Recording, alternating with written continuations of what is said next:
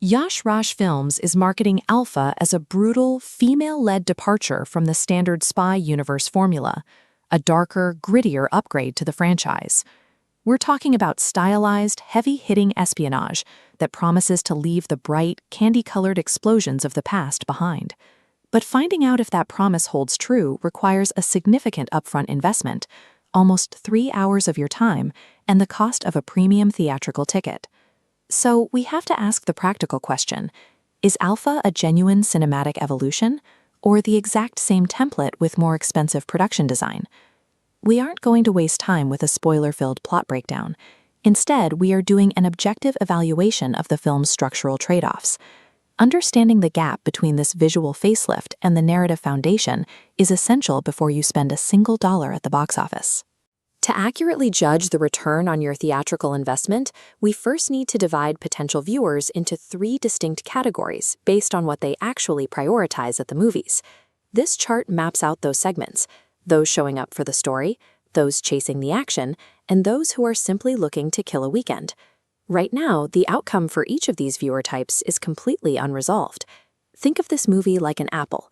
You can fry it, you can cover it in candy, or you can boil it. But underneath all those shiny accessories, it still tastes exactly like an apple. Alpha features some massive new production upgrades, but those additions are aggressively offset by the legacy flaws inherent in the YRF formula. Placing yourself on this map requires evaluating 3 specific upgrades and their attached hidden costs. We start with the film's first major pillar, cinematography and VFX, led by director Shiv Rawail. This table outlines our first clear trade-off.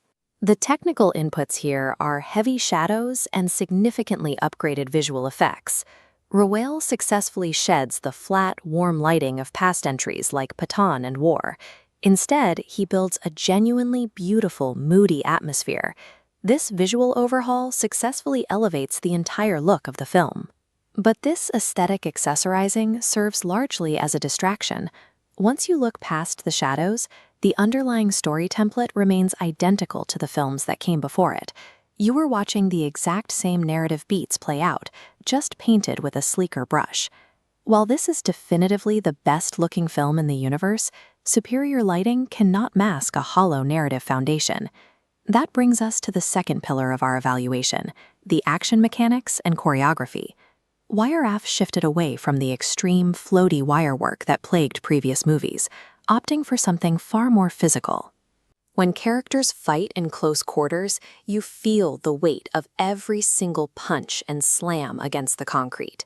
Back on our table, the input here is grounded, hand-to-hand combat. The physical melee action feels impactful and visually coherent. There is a stellar, simulated single-take cameo sequence that easily surpasses the famous train scene from Pathan. The outcome is a clear upgrade in how the characters physically interact. Then they introduce firearms, and the grounded reality they spent an hour building shatters. The firearm sequences devolve straight into ridiculous, physics-defying spectacles that clash violently with the gritty tone of the fistfights. The trade-off is a total loss of physical consistency. The action identity is frustratingly fractured. It masters the physical punches, but loses its logic the second a trigger is pulled.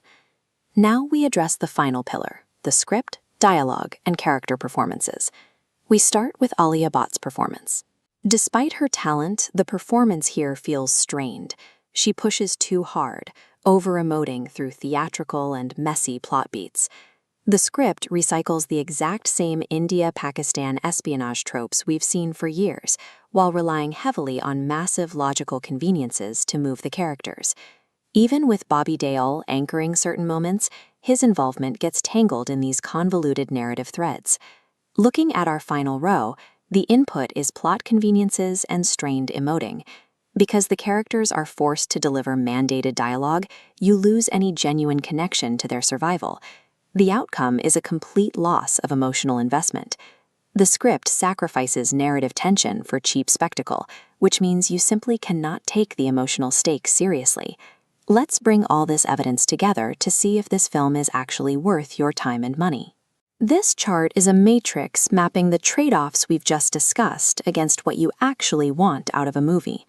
If you are a discerning viewer who requires a coherent script and strong emotional resonance, the dialogue and plot conveniences will infuriate you. You fall right here. Save your money and avoid this ticket entirely.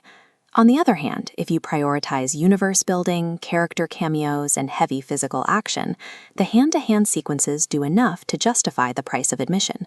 Seeing the returning ensemble cast operate in this sleeker visual style delivers exactly what loyalists expect. Back on The Matrix, that puts you down here. Go watch it. Finally, if you just want to sit in a dark room with a bucket of popcorn for 3 hours and you lower your expectations to the floor, it functions fine as a visual distraction. That lands you here. Pure time pass. Before you open up that ticketing app, identify which quadrant you belong to. Make sure your expectation matches the reality of the theater and protect your entertainment investment.